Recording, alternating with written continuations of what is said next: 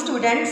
बच्चों, आज हम करने जा रहे हैं स्पर्श बुक में से जो गद्य भाग है उसके जो चैप्टर नंबर 1 है, बड़े भाई साहब। आज हम उनके मुहावरे करेंगे। ठीक है बच्चों, आप लोगों ने इसके जो अर्थ हैं वो बड़े ध्यान से देखने हैं। ठीक है, और वाक्य जो मैं करवाऊंगी वो भी देखना, और जो अपनी तरफ से भी कुछ आप मुहावरे बनाने की कोशिश करना। ठीक है बच्चों, चलो देखते हैं मुहावरे।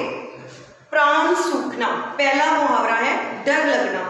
जंगल में अचानक शेर को सामने देखकर उसके प्राण सूख गए। हंसी खेल होना। हंसी खेल होना का बच्चों अर्थ है छोटी मोटी बात। परीक्षा में प्रथम आना कोई हंसी खेल नहीं होता, मतलब कोई छोटी मोटी बात नहीं होती। आंखें फोड़ना का अर्थ है बड़े ध्यान से पढ़ना। परीक्षा के दिनों में मैं आंखें फोड़कर पढ़ता रहा, परंतु अच्छे अंक न आने के कारण मुझे निराशा हुई। गाड़ी कमाई। गाड़ी कमाई का बच्चों अर्थ होता है मेहनत की कमाई। राम तो अपने माता पिता की गाड़ी कमाई को व्यर्थ में लुटा रहा है। ठीक है, अपने माता पिता की जो मेहनत की कमाई है उसको व्यर्थ में लुटा रहा है, मीन्स खराब कर रहा है। जिगर के टुकड़े टुकड़े होना। दिल पर भारी आघात लगना। ठीक है बच्चों, इसका अर्थ है पुत्र के तीसरी बार कक्षा में फेल हो जाने की खबर सुनकर माता पिता के जिगर के टुकड़े टुकड़े हो गए, अर्थात उनके मन को, एक दिल को बहुत भारी आघात हुआ। हिम्मत टूटना। इसका अर्थ है बच्चों साहस समाप्त होना, मतलब कि जो भी हिम्मत होना वो सारी अंदर से खत्म हो जाना। पुत्र की दुर्घटना की खबर सुनकर पिता की जो हिम्मत है वो पूरी तरह से टूट गई। जान तोड़ मेहनत करना। बच्चों इसका अर्थ है बहुत ज़्यादा मेहनत करना, जब बहुत ज़्यादा परिश्रम करना।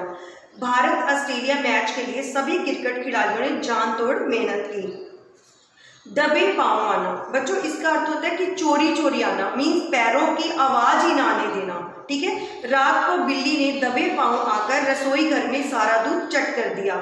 गुड़कियां खाना। बच्चों इसका अर्थ होता है डांट सहना। बड़े भाई साहब की गुड़कियां ना खाकर अचानक छोटे भाई ने मुंह खोल दिया। आड़े हाथों लेना। इसका अर्थ है बच्चों किसी के साथ कठोरता से व्यवहार करना। परीक्षा में कम अंक आने पर माता पिता ने पुत्र को आड़े हाथों लिया, अर्थात उसको भी कठोरता से उससे मतलब कि लिया। घाव पर नमक छिड़कना। इसका अर्थ है दुखी को और दुखी करना। परीक्षा में असफल होने पर वह पहले ही दुखी है, तुम्हें उसे चिढ़ाकर उसके घाव पर नमक क्यों छिड़क रहे हो। तलवार खींचना। इसका अर्थ होता है बच्चों लड़ाई के लिए तैयार होना। बहन को लड़के द्वारा छेड़े जाने की बात सुनकर भाइयों ने तलवार खींच ली, अर्थात जब उनकी भाइयों की बहन को छेड़ा गया तो क्या किया, भाइयों ने अपनी तलवार खींच ली, अर्थात लड़ने के लिए वो तैयार हो गए। चुल्लू भर पानी देने वाला। कठिन समय में साथ देने वाला। बच्चों जो अगर कठिन समय है उसमें अगर कोई हमारा साथ देता है तो उसको बोलते हैं चुल्लू भर पानी देने वाला। ठीक है, जो लोग दूसरों के साथ बुरा व्यवहार करते हैं उन्हें अंत समय में चुल्लू भर पानी देने वाला भी नहीं मिलता। जो लोग पहले दूसरों से गलत व्यवहार करते हैं, बुरा व्यवहार करते हैं, उनको अंत समय में भी कोई चुल्लू भर पानी भी नहीं पिलाता। अंधे के हाथ बटेर लगना। इसका अर्थ है बच्चों अयोग्य को कोई महत्वपूर्ण वस्तु मिलना, अर्थात जो व्यक्ति अयोग्य है, किसी चीज की योग्य ही नहीं है वो, उसको कोई महत्वपूर्ण चीज का मिल जाना। अनपढ़ राकेश को पढ़ी लिखी पत्नी मिली, ऐसा लगता है जैसे अंधे के हाथ बटेर लग गया हो। दांतों पसीना आना। बहुत अधिक परेशानी उठाना। शादी वाले घर में इतने अधिक काम होते हैं जिन्हें निपटाते निपटाते दांतों पसीना आ जाता है।